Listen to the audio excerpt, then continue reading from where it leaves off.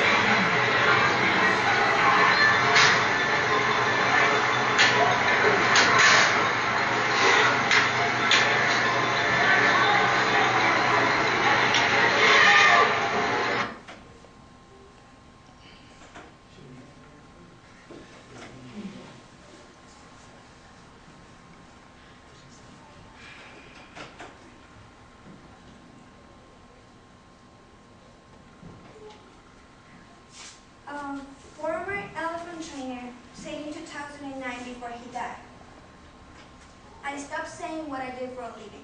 I was ashamed. Animal abuse is not amusing." "He's such a funny, happy elephant," said 8-year-old Madison Helms, referring to the abused creature that spends the majority of his time chained up in a cramped face-cover enclosure. "He loves being in the circus." No, he doesn't. Circuses are abusing animals. They're not training them. We should not be part of these entertainment activities based on suffering, and there's nothing an animal should be doing equally better than a rope. Animals, just like us, deserve to be respected and treated humanely. Animals like tigers, monkeys, elephants are being owned by circuses do not live in the conditions they should be living as wild creatures. The animal's misery continued off stage. I missed number 3.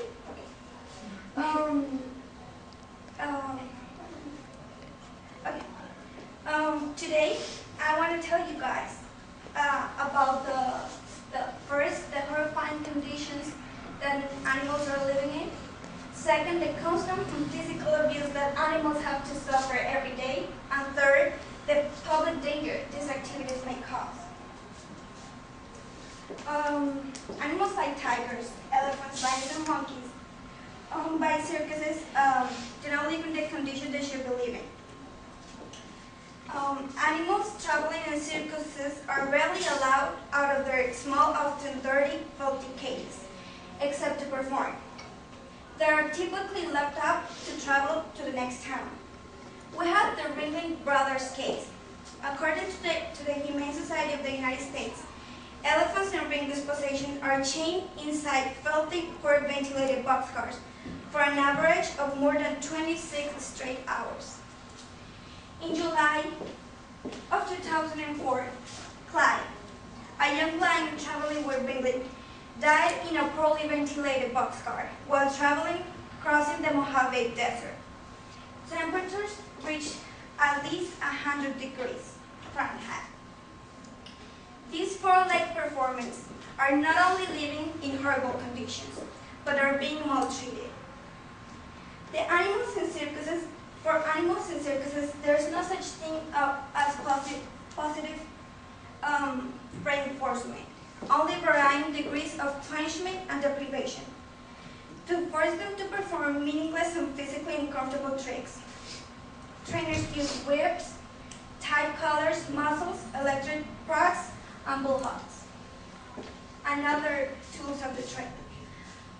circus promoters claim that trainers use only positive reinforcement or rewards, reports prove otherwise. Circus training methods include beating animals with clubs, other objects, and depriving them from food. Trainers strike elephants with a sharpened hook to maintain a position of dominance. It is a myth that animals perform out of the love of their trainers. Since 2000, the U.S. Department of Agriculture has cited Ringling numerous times for serious violations of the animal welfare, just like improper handling with dangerous animals, failure to provide adequate veterinary care to animals, causing trauma, behavioral stress, physical harm, and unnecessary discomfort to elephants, endangering tigers who were nearly baked alive in a boxcar, failure to test elephants for tuberculosis and unsanitary feeding procedures. I want you,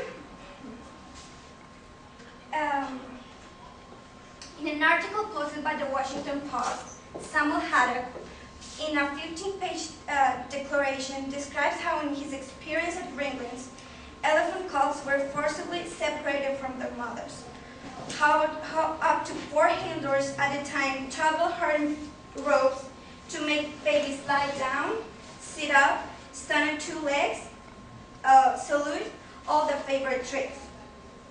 At least 26 elephants, including 4 babies, have died since 1992, including an 8-month baby that fractured his leg while performing.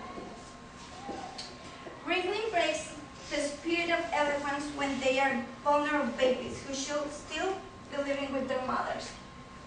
Unexpected parents planning to go to the circus don't know about the violent training sessions PETA says. When we try to force natural wild species to behave as domestic, this may cause dangerous results for the public and their performance. We have had several cases of animals attacking members of the audience. The Humane Society of the United States says that in 1994, an elephant named Ty charged through an audience in Honolulu after killing one circus employee and injuring another. Ty was shot to death on a city street. In 1990, a chimpanzee abandoned his motorcycle act, rushed into the stands, and beat a child. In 1994, a baby elephant named Mikey was beaten during a performance. A month later, during another performance, Mikey beat a child. In conclusion, the treatment given to animals in circuses is not humane, and we shouldn't be part of this. Circus success depends on us, and if we don't go to animal circuses, they hopefully will extinguish soon. The one species on the planet that tortures, torments, and otherwise abuses other living beings for amusement or financial gain is the human animal. Let's don't be part of the atrocities happening backstage to these innocent creatures.